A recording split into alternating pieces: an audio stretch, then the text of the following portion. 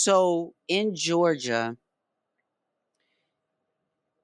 I don't think that we can take for granted anything, number one. But I think that, on the chopping block, I feel like our women's rights when it comes to bodily autonomy, as what, and that includes cis and trans women.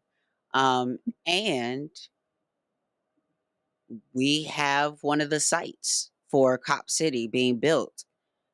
And Mhm. so when, as a Georgian, and we're going to, put our faith behind one of these choices that we can push towards the line of what we need, what does the work look like both in the response we want from our next president on these specific issues, as well as what then do we do in the meantime after you said like that? Do we cast that vote as someone who lives in Georgia who wants the right to decide what to do with their own body, who doesn't want to live in a police state? What does the work look like?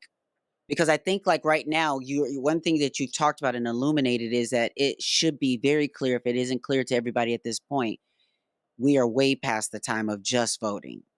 Like, if you Mhm. haven't known, and a lot of us obviously have been organizers and doing a lot of things, but it's almost been like people think that that's been my job. And I like want to really clarify that I appreciate the accolades and the awards for my advocacy that I have been doing and my activism. But please know, I did not apply for this job. I didn't. I did not apply to be an advocate. It just happened because I'm black, trans, you know what I'm saying? And then Right. had to say, wait, no, you can't pee on me, like that kind of stuff. So, what does the work look like for people who want to hold on to a free Georgia? Um, Both in asking what we would need from our candidates, but also in creating a community solution, possibly because their solution is more policing. Mhm. Absolutely. So Cop City is a great example. And I would say what the work looks like is what I mentioned before, which is using your voice to make elected officials know what it is that you want when it's not election time. So actually continuing that relationship and engaging and coming from a place of power. Don't talk to your elected officials as in, oh my gosh, if you could just please do X, Y, Z.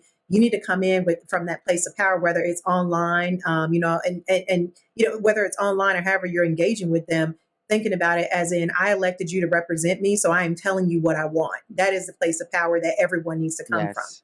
The second thing is also helping to educate the public, which is what a lot of organizers do. And so you brought up Cop City. That's an excellent example. Millions and millions are being spent on Cop City, more than what the original budget even ever called for.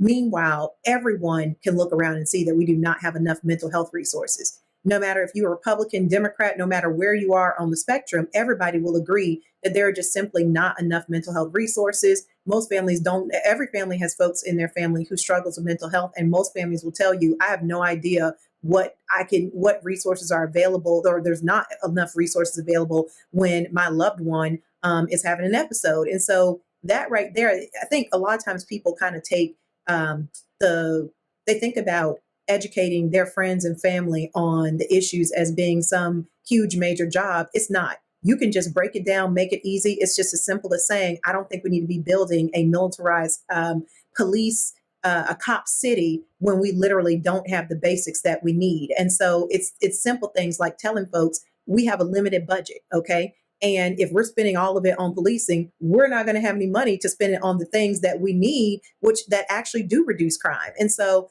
I think that I think the public has done a great job. Actually, let me take that back. I know the public has done a great job on educating themselves Mhm. on what is happening with Israel and Palestine, and that happened really fast. The Mhm. education on that was really, really fast. I think that people need to keep up that same energy as it relates to other issues and things that Well, are it's going on in hard their when Meta community. is manipulating things through an algorithm. I'm one who specifically can say that like Mhm, I saw just firsthand like all of my stuff like mhm. just went to like zero whoosh.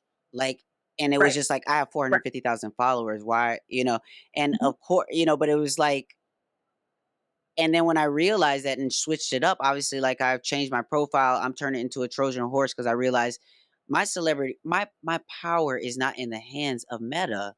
It's Hmm. just their platform where my profile is, but people like, my power is so separate Right. from that.